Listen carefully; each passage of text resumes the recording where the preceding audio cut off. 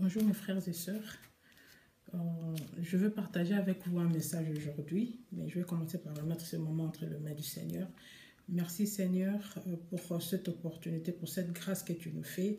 Laisse qu'au nom de Jésus-Christ, Seigneur, ce message soit une bénédiction pour nous, pour ton peuple, et que ton esprit nous guide, que ton esprit soit avec nous, et que quelqu'un soit aujourd'hui délivré et guéri et nourri, Seigneur, par ce message, que tu nous donnes cette bénédiction que tu nous fais aujourd'hui. Dans le nom de Jésus-Christ, j'ai ainsi prié. Amen.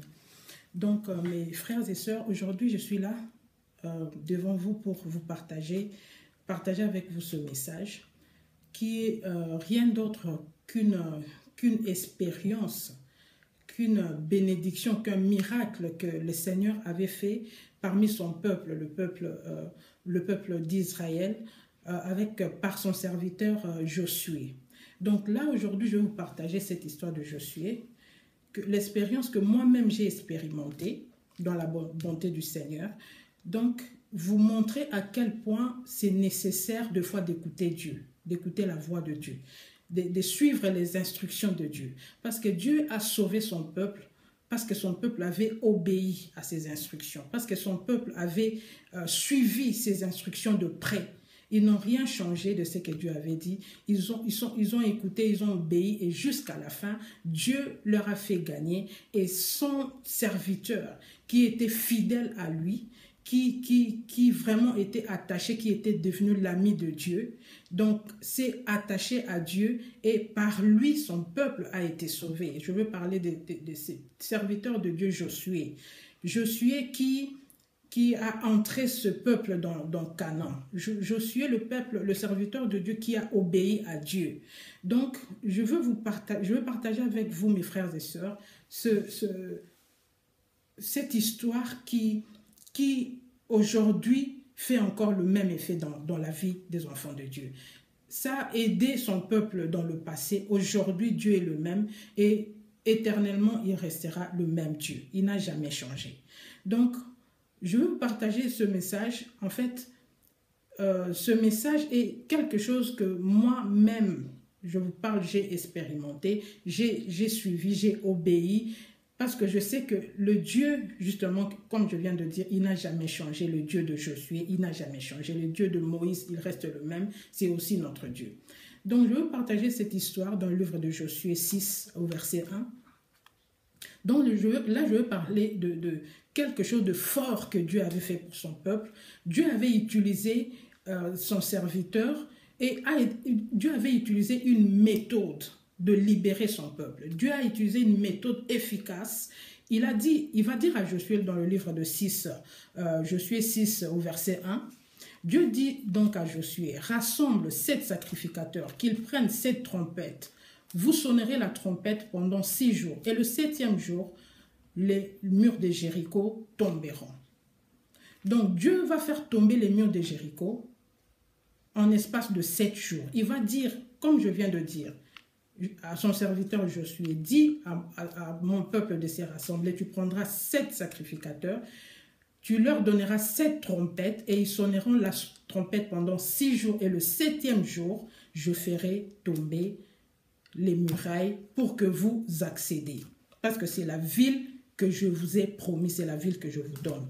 Donc là, pourquoi Dieu va dire toutes ces choses-là à Josué? Dieu est Dieu, il peut tout simplement faire tomber des murailles. Il peut dire, voilà, moi je suis Dieu, allez, vous entrez là-bas, je prends ce peuple, je les mets là où je veux, et vous entrez, vous accédez au pays, c'est le pays que je vous donne. Mais non, Dieu est parti comme ça avec Josué. En fait, Dieu va comme il veut parce qu'il est Dieu, pour voir notre obéissance. Il pouvait faire ça directement à une fois, mais non, il a utilisé son serviteur de cette façon-là. Et pour voir l'obéissance aussi du peuple, de son peuple. Donc, son peuple, Josué va obéir, il va dire à son peuple, et son peuple va faire exactement ce que Josué a dit, en obéissant à Josué, mais d'abord à Dieu et ensuite à Josué. Donc, c'est d'abord l'obéissance et la foi. Ils avaient foi en Dieu, ils savaient que si nous faisons cela, notre Dieu est fidèle avec nous, nous avons foi en lui. Donc nous allons suivre exactement les instructions de notre Dieu et c'est ainsi que nous allons gagner. Donc mes bien-aimés, je vais vous dire là, pourquoi Dieu a fait tout cela? C'était pour montrer qu'il est Dieu, montrer sa puissance. montrer et voir aussi en même temps l'obéissance de son peuple. Qu'est-ce que la Bible nous dit ici? Dans le livre de Josué 6:1, Jéricho était fermé et barricadé. Personne ne pouvait ni entrer ni sortir. Mais bien aimé, si Dieu a demandé à Josué de faire tout cela, c'est parce que Jéricho était fermé. Jéricho, c'est nous, mes bien-aimés. Nous sommes fermés dans nos vies. Il y a des blocages dans nos vies. Comme la Bible nous dit, personne ne pouvait ni entrer ni sortir. Mes frères et sœurs, qu'est-ce qui n'entre pas dans ta vie? Qu'est-ce qui n'arrive pas à entrer? Et quand tu sors quoi? Qu'est-ce qui est barricadé autour de ta vie? Mes frères et sœurs, là, je veux vous interpeller à suivre cet exemple. Comme moi aussi, j'ai fait, mes frères et sœurs. Tourner la muraille pendant 6 jours. Donc, prier pendant 6 jours et le 7e jour, Dieu vous délivrera. Dieu va faire tomber les hommes forts parce qu'il y avait des hommes forts dans Jéricho qui empêchaient ce peuple de Dieu de traverser, d'aller accéder à leur terre promise. Donc, c'est pourquoi Dieu leur a donné ces armes-là. Il leur a donné la trompette. C'est exactement de la même façon que notre Dieu nous demande de nous équiper de toutes ces armes, de sonner la trompette. Frères et sœurs, lève-toi, lève-toi. Sonner la trompette, c'est prier, c'est parler, c'est faire le tour de la muraille, fais le tour de tes problèmes. Regarde tes problèmes, quel genre de problème tu as. Quelle situation tu traverses? Quel genre de problème? Qu'est-ce qui te bloque dans ta vie? Quel homme fort se tient encore devant toi dans ta vie? Qu'est-ce qui t'empêche à entrer dans ta terre promise? Parce que là, c'était les géants de Jéricho. Ils ont barricadé, ils ont fermé, ils ont fait le tour, ils ont empêché à ce peuple de jouir de leur bonheur, de jouir à leur terre promise. C'est que Dieu leur avait promis. C'est pourquoi Dieu dira à Josué, appelle mon peuple, donne-leur 7 trompettes, choisis 7 sacrificateurs et dites-leur de faire le tour des murailles, de pousser des cris. Mes frères et sœurs, là, je suis en train de vous interpeller, en fait, d'abord de vous révéler cette chose, le chiffre 7. Le numéro 7 est tout simplement le chiffre de la perfection. C'est la perfection. Donc, rien ne peut rater si tu te sacrifies pendant 7 jours pour pleurer au pied de ton Dieu, pour implorer ton Dieu et prendre, mes bien-aimés, conscience que vous avez le pouvoir que notre Dieu nous a donné.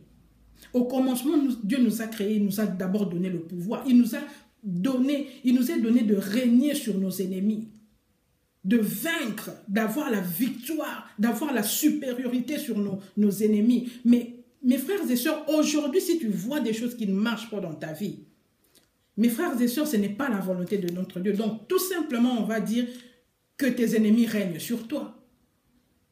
On va tout simplement dire ça parce que tu n'arrives pas à régner. Donc, il y a quelqu'un d'autre qui règne à ta place, qui règne sur toi. Et pourtant, Dieu, au commencement, il nous a dit, je vous donne le pouvoir de régner. Régnez sur vos ennemis, sur tous les animaux de la terre, les insectes, ceux qui rampent, ceux qui sont sous l'eau, sur la terre, dans les forêts, partout. Tous les animaux, à l'exception d'aucun animal, Dieu nous a donné le pouvoir de marcher sur nos ennemis, de faire de nos marches pieds. Parce que croyez-moi, mes frères et sœurs, les ennemis dont nous parlons sont tout simplement des démons. C'est des démons où Jésus-Christ, notre Seigneur, nous a dit, je vous donne le pouvoir. C'est la première des choses qu'il a dit, de chasser les démons, de détruire leurs œuvres. Parce qu'il sait qu'il y a des démons. Et c'est ces genres de démons qui tenaient le mur de Jéricho. C'est ces genres de démons qui tiennent nos vies, qui se tiennent devant nos vies, qui font le tour, qui ont barricadé notre vie, qui se sont emparés de nos biens, qui se sont emparés de notre joie, de notre bonheur, de nos bénédictions, de nos élévations. Tout ce que nous faisons ne prospère pas. Nos mains, ils ont rendu nos mains secs. Nos mains sont devenues secs. Pourquoi? Parce qu'il y a des hommes forts de Jéricho qui sont là. C'est pourquoi aujourd'hui, mes frères et sœurs, moi je suis venu vous révolutionner, vous montrer cette chose. Partez dans le livre de Josué 6, commençons au verset 1. Vous allez voir ce que Dieu a fait pour son peuple. Il a délivré son peuple, mais son peuple était attentif aux moindres détails que Dieu donnait. Obéissant. L'obéissance vaut mieux que les sacrifices, notre Dieu nous dit. La parole nous dit cela. Donc, Josué et son peuple ont suivi les instructions de Dieu. Il a pris 7 sacrificateurs, prenez 7 jours de prière, sonnez la trompette pendant 7 jours, priez, jeûnez pendant 7 jours. Moi, j'ai appelé ça le jeûne de la perfection, le chiffre numéro 17, et tout simplement le chiffre de la perfection. Dieu écoute nos voix. Quand nous implorons à notre Dieu, nous venons à ses pieds pendant 7 jours. Tu cries, tu pousses les cris de joie. Parce que nous allons voir, si vous partez dans les Écritures, comment Dieu a donné la victoire à son peuple. Le 6e jour, ils ont sonné la trompette. Ils ont fait le tour. Ils ont crié. Ils sonnaient que la trompette. Et ils sonnaient la trompette pendant 6 jours. Le 7e jour, Josué a dit à son peuple, c'est aujourd'hui. C'est aujourd'hui le dernier jour, le 7e jour. Poussez des cris de joie, poussez des cris et ces murs-là, mon Dieu m'a promis que ça tombera. Et c'est ce qui s'est passé. Le 7e jour était le seul dernier jour que les enfants d'Israël ont crié et les murs de Jéricho étaient tombés. Dieu est capable de faire tomber les murs de nos vies. Mes frères et sœurs, Dieu est capable de nous donner la victoire. Notre Dieu est capable de prendre nos ennemis, nous livrer entre nos mains. C'est ce qu'il a dit, c'est ce qu'il a fait pour son peuple. Mes frères et sœurs, levez-vous. N'attendez pas que vos ennemis vous engloutissent. N'attendez pas que vos ennemis marchent sur vous. N'attendez pas que vous deveniez leur marchepied, que vous faisiez le contraire de ce que notre Dieu a dit. Notre Dieu a dit, nous marcherons sur eux, pas eux de marcher sur nous. C'est le contraire, complètement le contraire de la parole de Dieu. Donc c'est nous qui régnons sur eux, c'est nous qui sommes la tête. Ne faisons pas des slogans, nous sommes la tête et non la queue. Ça devient un slogan. Et pourtant ce n'est pas un slogan, c'est vraiment la promesse de Dieu. C'est la promesse de Dieu de régner. C'est la promesse de Dieu d'être la tête, en haut, au-dessus. C'est ce que notre Dieu nous a promis, tout cela. Et je reviendrai avec ça pour vous donner des versets, pour vous édifier sur ça. Chaque parole que notre Dieu a prononcée a une signification. Ce n'est pas seulement que notre Dieu nous a dit « soyez la tête ». Non, ce n'est pas de cette tête-là que Dieu parle. Ce n'est pas de nos têtes que Dieu veut parler. Pas du tout. Il y a un code, il y a un secret pourquoi Dieu nous a dit d'être la tête. Qu'est-ce que ça signifie, la tête? Notre Dieu nous dit d'être au-dessus. Notre Dieu nous dit d'emprunter, mais pas de prêter. Ce n'est pas à nous de prêter. Et tout cela, nos ennemis, les hommes forts de Jéricho se sont emparés. Ils ont pris nos bénédictions, notre joie. Ils ont volé les promesses que Dieu a dit. Nous ne jouissons pas de ça parce que les méchants s'en ont emparés. C'est pourquoi aujourd'hui, mes bien-aimés, je suis là pour vous dire d'essayer de suivre l'exemple de ce peuple qui a eu la victoire. Ce Dieu-là n'a jamais changé. Expérimentez sa puissance, la puissance de notre Dieu. Partez, mes frères et sœurs, prenez la décision. Demandez au Saint-Esprit de vous donner la force de jeûner, de prier pendant 7 jours. Faites le tour de la muraille. Josué a fait ça avec son peuple, c'est biblique. Ils ont prié, ils ont crié et Dieu le 7e jour, le Dieu fidèle, qui n'a jamais changé, a fait tomber les murailles de Jéricho pour son peuple. Et ils ont joui de la promesse de Dieu. Vous ne pouvez pas garder les promesses de Dieu pendant que Dieu vous a promis. Vous ne jouissez d'aucune promesse de Dieu. Et ça ne vous fait rien. Non, mais nous vivons, un jour nous quitterons la terre. Notre Dieu nous a dit, vous jouirez de ces promesses-là sur la terre avant d'aller au ciel.